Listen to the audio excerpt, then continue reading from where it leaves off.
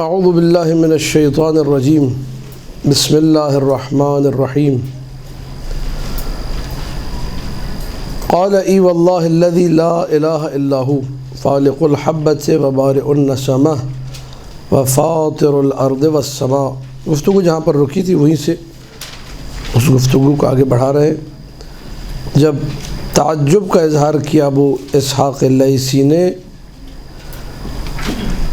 اور کہا ما اعجب ھذا، کتنے تعجب کی بات ہے، اتؤخذ حسنات اعدائکم، آپ کے دشمنوں کی نیکیوں کو لیا جائے گا اور ترد علی شیعتکم، شیعوں کی طرف پلٹا دیا جائے گا، وتؤخذ سیئات محبیکم فترد علی مبغضیکم، اور جو محبوں کی برائیاں ہیں ان کو پلٹا دیا جائے گا، جوڑ دیا جائے گا دشمنان اہل بیت سے۔ قال علیہ السلام ای واللہ، مولانا نے فرمایا ہاں خدا کی قسم، وہ اللہ کہ جس کے علاوہ کوئی معبود نہیں، جو دانے کو شکافتہ کرنے والا ہے، جو لوگوں کو خلق کرنے والا ہے، جو آسمان و زمین کا خالق ہے۔ ما اخبرتک الا بالحق، میں نے تمہیں کوئی خبر نہ دی، کچھ نہ بتایا سوائے حق کے۔ وما اتیتک الا بالصدق، جو میں نے پیش کیا ہے وہ سوائے سچ کے کچھ نہیں۔ وما ظلمہم اللہ، اللہ نے ان پر کوئی ظلم نہیں کیا۔ وما اللہ بظلام للعبید، اللہ بندوں پہ ظلم کرنے والا۔ وما اخبرتک لموجود فی القرآن کلہ، جو میں نے تمہیں بتایا یہ سارا کا سارا قرآن میں پایا جاتا ہے۔ حدیث تینت بعینہ، پوری کی پوری حدیث تینت قرآن میں موجود ہے۔ قلت ھذا بعینہ یوجد فی القرآن، مولا جو آپ نے بات فرمائی کہ جو ہے حسنات کو جوڑ دیا جائے گا شیعوں سے اور سیئات کو جوڑ دیا جائے گا دشمنان اہل بیت سے، کیا یہ بالکل ایسے کہ ایسے ایز اٹ از قرآن میں ہے؟ قال نعم یوجد فی اکثر من 30 موضعا فی القرآن، یہ ایک جگہ پر نہیں ہے، یہ ایسے کہ ایسے 30 سے زیادہ جگہوں پر قرآن میں آیا ہے۔ اتحب ان اقرأ ذلك علیک، کیا تم چاہتے ہو میں تمہیں قرآن پڑھ کے سناؤں کہ کن کن مقامات پہ حدیث تینت کا ذکر قرآن میں موجود ہے؟ قلت بلا یا ابن رسول اللہ، میں نے کہا جی فرزند رسول میں سننا چاہوں گا۔ فقال علیہ السلام قال اللہ عز وجل، میرے مولا نے فرمایا کہ اللہ یہ کہتا ہے، یہ آیت ہے سورہ عنکبوت کی اور آیت کا نشان 12 سے 13، 12ویں اور 13ویں آیت ملاحظہ فرمائیے، آپ لوگ جا کے لازمی طور پہ ان آیات کو پڑھیے گا اور حدیث تینت کے اسباق کو ذہن میں رکھ کے ان آیات کی تلاوت کیجیے گا۔ وقال الذین کفروا، اور کہا ان لوگوں نے، الذین کفروا جنہوں نے کفر اختیار کیا تھا، للذین آمنوا ان لوگوں سے کہا، ان لوگوں کے لیے کہا کہ جو صاحبان ایمان تھے، یعنی کافر کہنے لگے مومنوں سے، اتبعوا سبیلنا، ہمارے پیچھے چلو، ہمارے رستے کی پیروی کرو، ولنحمل خطایاکم، تمہاری غلطیاں تمہارے گناہوں کا بوجھ ہم اٹھائیں گے، تمہاری جو غلطیاں ہوں گی وہ ہم دیکھ لیں گے، تم ہمارے پیچھے چلو۔ وما ہم بحاملین من خطایاہم، یہ کسی کی غلطی کا بوجھ اٹھانے والے ہیں نہیں، انہم لکاذبون، یہ جھوٹ بول رہے، دنیا میں کہتے تم ٹینشن نہ لو، جتنے بگڑے ہوئے کام ہیں ہم دیکھ لیں گے، ہم اپنے اوپر لے لیں گے، لیکن لیتے ہوئے تھے یعنی جھوٹ بولنے والے لوگ ہیں۔ اب اس گفتگو کے بعد جو کفار و مومنین کے مابین ہوئی یہ قرآن ایک دیکھیے حدیث تینت کو کس انداز میں بیان کرتا ہے۔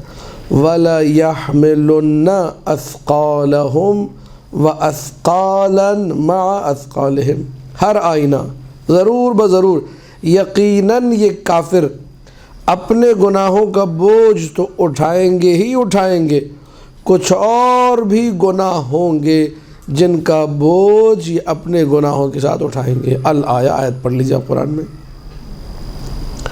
اب اس کو آپ حدیث تینت کے زاویے سے دیکھیے، وہ جو انہوں نے دنیا میں گناہ کیے تھے اس کا بوجھ تو اٹھائیں گے، لیکن کچھ اور بھی گناہ ہیں جن کا بوجھ ان کو، وہ کیسے؟ وہ ایسے جو حدیث تینت میں بیان ہوا کہ تمام گناہ پلٹ جائیں گے ان دشمنان اہل بیت کی طرف، ان دشمنان خدا اور انبیاء کی طرف، خدا اور رسول خدا کی طرف۔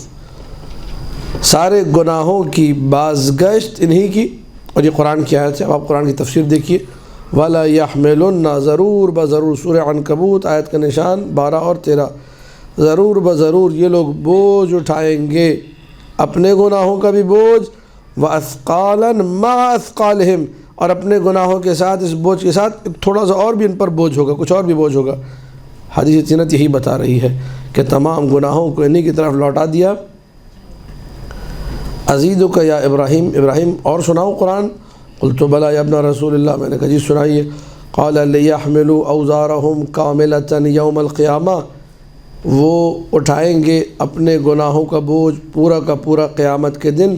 ومن اوزار الذین یضلونہم بغیر علم، اور جن کو ان لوگوں نے گمراہ کیا جہالت اور نادانی میں بنا علم کے، ان کے گناہوں کا بوجھ بھی یہی لوگ اٹھائیں گے۔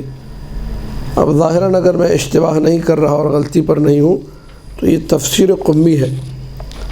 یہ کون سی آیت ہے سورہ نحل کی؟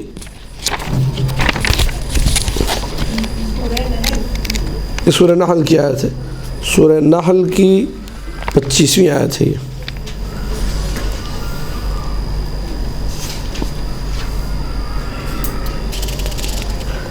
لِيَحْمِلُوا أَوْزَارَهُمْ۔ تفسیر قمی میں علی ابن ابراہیم قمی نے جو تفاسیر معصومی سے تفسیر نقل کی ہے، آیت یہ ہے وہ لوگ اپنے گناہوں کا بوجھ قیامت کے دن پورا کا پورا اٹھائیں گے، اور ان کے گناہوں کا بوجھ بھی اٹھائیں گے جن کو انہوں نے کیا کیا ہے۔ قال، یہ معصوم کا ارشاد ہے، یحملون آثامہم، یہ لوگ آثام اسم کی جمع، اپنے گناہوں کا بوجھ اٹھائیں گے۔ کون لوگ اٹھائیں گے اپنے گناہوں کا بوجھ؟ الذین غصبوا امیر المؤمنین سلام اللہ علیہ، جنہوں نے حق امیر کائنات کو غصب کیا، یہ لوگ اپنے گناہوں کا بوجھ اٹھائیں گے جنہوں نے گناہ کیے۔ وآثام کل من اقتدی بہم، جس نے بھی ان کی پیروی کی، ان سب کے گناہوں کا بوجھ بھی یہ لوگ، جس نے بھی پیروی کی۔ اس میں دو قسم کے لوگ آتے ہیں، ایک وہ جو ان کے ہم عقیدہ ہیں، اور ایک وہ جو ان کے ہم عقیدہ نہیں ہے۔ جس نے بھی ان کے برے عمل میں پیروی کی، ان سب کے گناہوں کو وہ یہی لوگ اٹھائیں گے۔ وَهُوَ قَوْلُ الصَّادِقِ علیہ السلام، اور امام جعفر صادق علیہ السلام کا یہی ارشاد ہے۔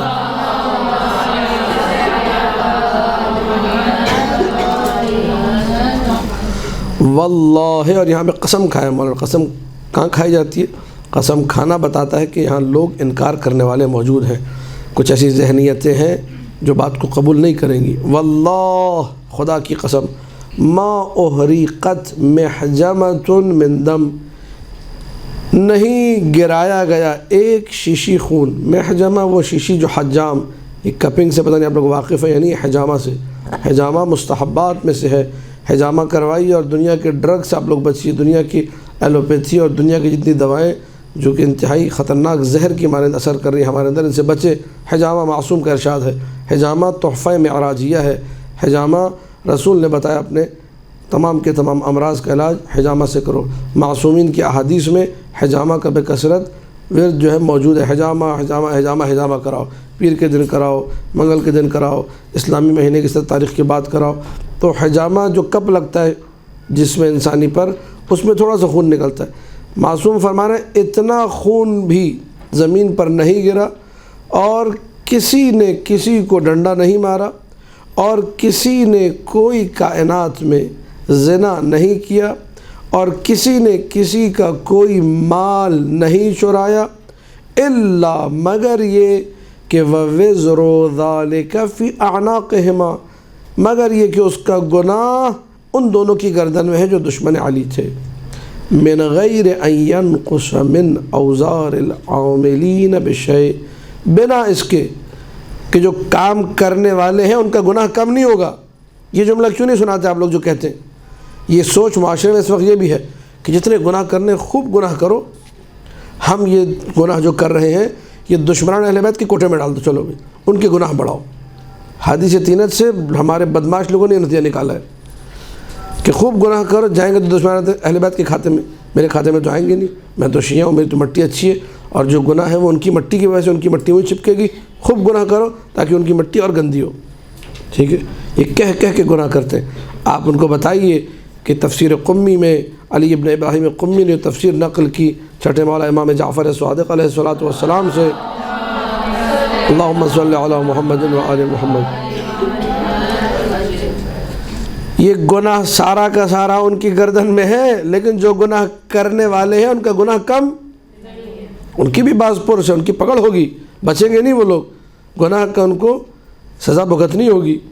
بات واضح یا نہیں ہے؟ اور اس کا بھی، اس جملے کا بھی حدیث تینت کے ساتھ کوئی ٹکراؤ، توجہات ہے یا نہیں ہے؟ یہ پھر آگے مزید تفصیل کے ساتھ سارے کے سارے جو جملے ہیں وہ موجود ہیں اس حدیث تینت کے حوالے سے کہ کس طریقے سے وہ لوگ گناہوں کا بوجھ اٹھائیں گے۔ امیر کائنات نے جب یہ جملہ فرمایا سلام اللہ علیہ کہ اگر وہ روکنے والا جس نے متعہ سے روکا تھا، جس نے متعہ جیسے عظیم عمل کو جس کی وجہ سے انسان ہزار حرام کاموں سے بچ سکتا ہے، جس روکنے والے نے اس کو روکا اور حرام قرار دیا، اگر وہ حرام نہ کرتا ما زنا الا شقی، کوئی زنا نہ کرتا مگر یہ کہ شقی انسان کے، شقی کے علاوہ کوئی زنا، شقی یہاں پہ مراد جس کی مٹی ہی گندی ہے وہی کرتا زنا فقط، سمجھیے حدیث تینت کو۔ اگر روکا نہ جاتا متعہ سے، متعہ کو حرام نہ کیا جاتا، آج ہمارے شیعوں میں بھی یہ بدبختی کہ بہت سارے لوگ متعہ کو کیا سمجھتے ہیں؟ حرام سمجھتے ہیں۔ وہ کیسے ہوتا ہے اس پہ میری گفتگو نہیں ہے، لیکن یہ کہ معصومین نے ارشاد فرمایا جو متعہ کو حرام سمجھے وہ ہم میں سے نہیں، اس کا ہم سے کوئی تعلق، جس نے حرام کیا اس نے لوگوں کو زنا پہ لگایا۔ کائنات میں جتنا زنا ہو رہا ہے یہ سارا کا سارا اس کی گردن میں جس نے متعہ کو۔ اب آپ اس کی کیا تفسیر کریں گے مولا کی قول کی سوائے حدیث تینت کے؟ بات واضح ہے انشاءاللہ۔ قلت بلا یا ابن رسول اللہ، میں نے کہا جی فرزند رسول، بھی مولا پوچھتے جا رہے اتحب ان ازیدک، کیا تم چاہتے ہو مزید آیتیں سناؤ؟ کہا سنائیے۔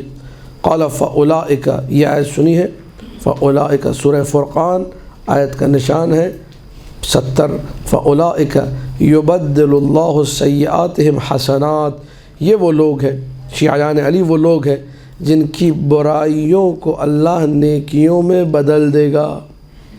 قرآن وکان اللہ غفور الرحیم، اللہ غفور بھی ہے۔ اور معصوم کا ارشاد امام محمد باقر علیہ الصلوۃ والسلام، اللہم صلی علی محمد و آل محمد، قال یبدل اللہ سیئات شیعتنا حسنات، اللہ ہمارے شیعوں کی برائیوں کو نیکیوں میں بدل دے گا۔ وَيُبَدِّلُ اللَّهُ حَسَنَاتِ أَعْدَائِنَا سَيِّئَات، اور اللہ ہمارے دشمنوں کے نیکیوں کو برائیوں میں بدل دے گا۔ وَجَلَالِ اللَّهِ وَوَجْهِ اللَّهِ إِنَّ هَذَا لَمِنْ عَدْلِهِ وَإِنصَافِهِ، اور جلال خدا کی قسم اور وجہ اللہ کی قسم، یہ اللہ کا عدل اور انصاف ہے۔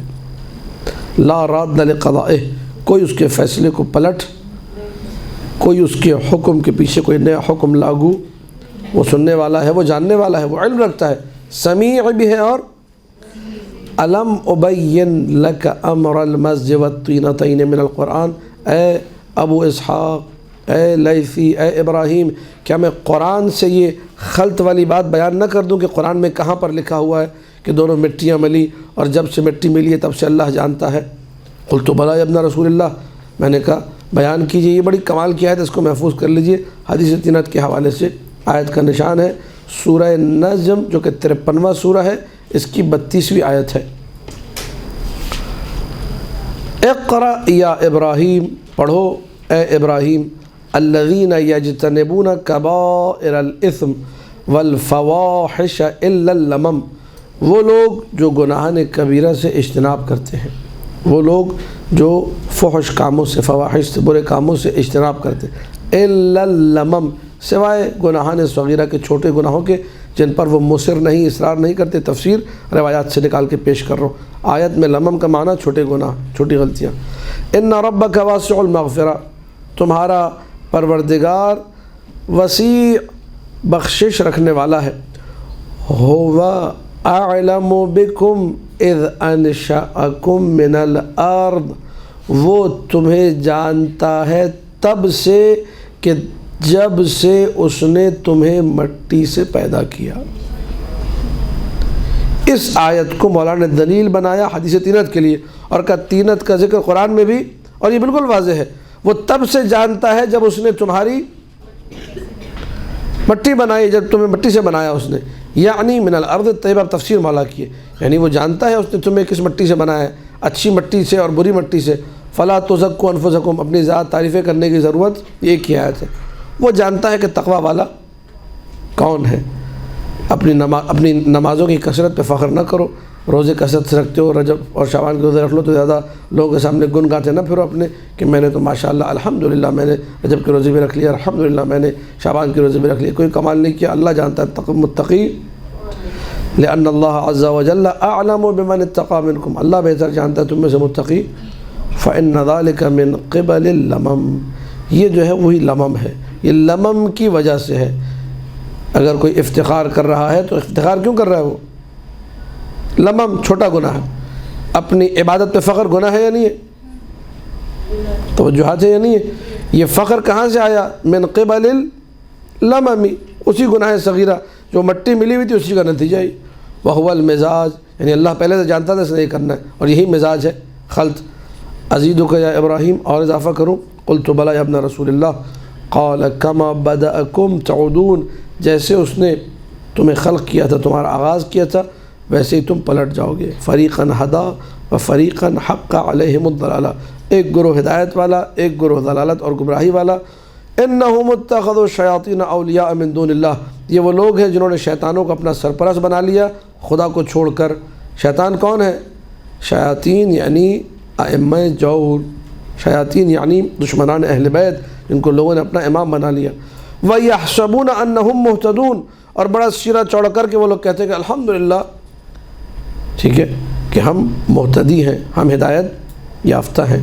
خُذْهَا إِلَيْكَ یا ابا اسحاق، اے ابو اسحاق تم جو ہے اسے محفوظ کرو، اپنے پاس رکھو۔ فَوَاللَّهِ إِنَّهُ، حدیث تینت یہاں مکمل ہو رہی ہے لیکن ان جملوں کو محفوظ کیجئے۔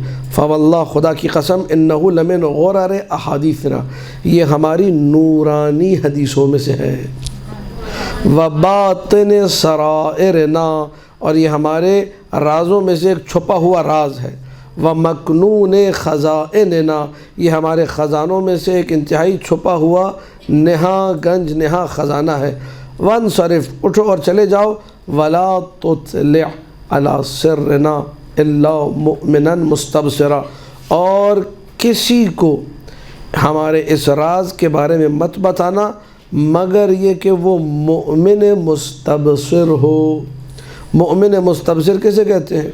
جو معرفت مومن ہے۔ مومن مستبصر متشرع دیندار مومن، جو سمجھتا ہو چیزوں کو، وہ مومن۔ ہر ایر غیرے کو یہ حدیث سنائی، اگر سنائی تو کیا ہوگا؟ فَإِنَّكَ إِذَا أَذَعْتَ سِرَّنَا، اگر تم نے اس کو لوگوں کے سامنے بس برملا ہو کے سنانا شروع کر دیا ہر ایک کے سامنے، بولیت فی نفسک، بلائیں تمہاری ذات میں آ جائیں گی، تمہارے اپنے اندر بلا آ جائے گی۔ وَمَالِكَ، مال کے حوالے سے تمہارے امتحان ہوگا، اس میں بلائیں آئیں گی۔ وَأَهْلِكَ، بیوی بچوں کے حوالے سے آ جائیں گی۔ وَوَلْدِكَ، اولاد کے حوالے سے بلائیں آ جائیں گی، سختیاں آ جائیں گی۔ لہٰذا یہاں پہ ایک انتہائی خطرناک مولا نے الارم بھی لگا دیا کہ یہ ہر جگہ حدیث تینت سناتے ہوئے نہیں پھرنا ہے۔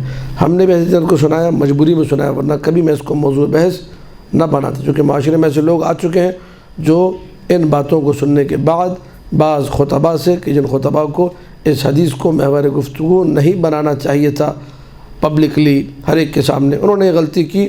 ہم لوگ اس غلطی کا اب سمجھیے خمیازہ بھگت رہے ہیں۔ ہمیں اب سمجھانا ہے بات کو کہ جس طریقے سے پڑھا گیا، جس طریقے سے لوگوں کو حدیث سنا کر گمراہ کیا گیا، ویسا حدیث تینت علم الہی کی عظمت کو بیان کر رہی ہے۔ حدیث تینت ہمیں بیان کرتی ہے کہ ہر خیر کی بازگشت معصومین علیہ السلام کی طرف ہے۔ حدیث تینت ہمارے لیے اس بات کو بیان کرتی ہے کہ ہر برائی کی جو بازگشت ہے، ہر برائی جو ہے وہ پلٹتی ہے دشمنان اہل بیت کی۔ یہ ایسنس حدیث تینت کا، اور یہ بہترین پیغام ہے۔ اور اس زاویے سے انسان جتنا ہو، جب یہ سمجھ جائے گا کہ ساری نیکیوں، سارے خیرات کی بازگشت کسی طرف ہے، محبت اہل بیت کی۔ بھئی وہ مٹی جس میں پانی صاف و شفاف ڈالا گیا، میٹھا پانی ڈالا گیا، اسی مٹی نے محبت اہل بیت کو قبول کیا تھا نا۔ تو محبت اہل بیت کا نتیجہ ہر اچھا عمل ہے، اور جتنے برے عمل ہیں وہ کس کا نتیجہ ہے؟ وہ دشمنان اہل بیت کی مٹی کا نتیجہ ہے۔ تو انسان کوشش کرے کہ اپنے وجود میں اس مٹی کی اضافے کو بیان کرے جو آل محمد سے جڑی ہوئی ہے۔ جبر کوئی نہیں ہے، میں ہر وہ کام کروں جس سے لگے کہ ہاں میری مٹی میں اگر تھوڑی بہت بھی ہے تو تھوڑی سی ملی ہے، بالکل زیادہ جو مٹی ہے وہ کہاں ہے؟ وہ وہی والی مٹی ہے کہ جو مٹی آل محمد علیہ السلام کی مٹی سے مانوس ہے، جو خیرات والی مٹی ہے، جو حسنات والی مٹی ہے، جو مومن کی مٹی ہے۔ مجھے ان مقامات کی طرف جانا چاہیے جہاں آل محمد علیہ السلام کی محبت دکھے، اور وہ وہاں دکھتی ہے جہاں پہ نیک عمل انجام دیا جائے۔ برے کام جب ہوں گے تو برے کاموں سے آل محمد علیہ السلام کی بو نہیں آئے گی۔ یعنی میں مومن ہو کر، اچھا ہو کر اگر برے کام کر رہا ہوں تو اس کو جبر کا نام دے دوں کہ میں تو مجبور ہوں مٹی کی وجہ سے، یہ بدماشی ہے، اور اگر یہ کہہ کر کروں گا پھر اس کا گناہ بھی ڈبل ہو جائے گا۔ اس پہ ڈنڈا ایک نہیں 2 ڈنڈے لگیں گے کہ ایک تو تمہیں پتہ تھا گناہ ہے، پھر تم جان بوجھ کے بھی کر رہے تھے، یعنی عمد ہے یہ۔ اس میں بدترین طریقے سے پھر عذاب آئے گا اگر کوئی انسان حدیث تینت کو مقام استہزاء، یہ استہزاء ہے، یہ مذاق اڑانا ہے، یہ دین کا مذاق اڑانا، یاد رکھیے۔ وہ لوگ جو یہ کہہ کر گناہ کریں کہ جی حدیث تینت میں آیا کہ میرے اندر گندی مٹی ملی ہوئی اس لیے میں بدماشی کر رہا ہوں، یہ علم الہی کا حدیث تینت کا مذاق اڑا رہا ہے، اور جب یہ مذاق اڑائے گا تو اس کے ساتھ بہت ہی برا ہونے والا ہے۔ اچھا، اس کے ساتھ ان لوگوں کے ساتھ زندگی ہی میں بہت برا ہوتا ہے، اور جو قیامت کا عذاب، جو وہاں کی پرابلمز ہے وہ بہت ہی زیادہ ہے۔ کوئی آپ سے پوچھے کہ بھائی پھر تو سارے لوگ گناہ کریں گے اس حدیث کو سننے کے بعد، آپ بتائیے۔ حدیث تینت علم الہی کا بیان ہے، ہمارے علم کا بیان۔ اللہ نے کئی حدیث تینت میں معصوم کے ذریعے یہ بیان نہیں کروایا کہ ہر شیعہ کو پتہ ہے کہ میرے اندر کتنی مٹی ملی ہوئی ہے۔ توجہات ہے یا نہیں ہے؟ میرے علم میں کچھ بھی نہیں ہے، مجھے اللہ نے ارادہ بھی دیا ہے، اختیار بھی مجھے دیا ہے، اس کی جانب سے اختیار، اس کا دیا ہوا اختیار، اس کی حاکمیت میں اختیار، اس اختیار کے ماتحت میں کام کروں گا، اچھے کام کروں گا جزا ملے گی، برے کام کروں گا سزا ملے گی، لیکن اللہ کے علم ہے میں نے کیا کرنا ہے۔ لیکن اس علم کی وجہ سے مجبور جو کروں گا اپنے ارادے اور اختیار سے کروں گا، لیکن اللہ جانتا ہے یہ اپنے ارادے اور اختیار سے اچھا کرے گا، یہ اپنے ارادے اور اختیار سے برا کرے گا۔ یہ خلاصہ ہے حدیث تینت کا۔ معصوم کے فرامین بھی ہم نے سن لیے، آیات قرآنی کو ہم نے پڑھ لیا۔ ان ساری آیات کو جتنا ہو سکتا ہے آپ لوگ جا کے دیکھیے گا۔ سورہ عنکبوت کی آیت نمبر 12-13، سورہ نحل کی آیت نمبر 25، سورہ فرقان کی آیت نمبر 70، سورہ نجم کی آیت نمبر 32، اور سورہ اعراف کی آیت نمبر 29 اور 30۔ ان سب کو اچھے سے آپ لوگ ملاحظہ فرمائیے۔ دعا خداوند متعال سے کہ اللہ ہمیں حدیث تینت کو اچھے سے سمجھ کر محبت اہل بیت کے میدان میں آگے بڑھنے کی توفیق عطا کرے۔ وصلی اللہ علی محمد و آلہ الطاہرین۔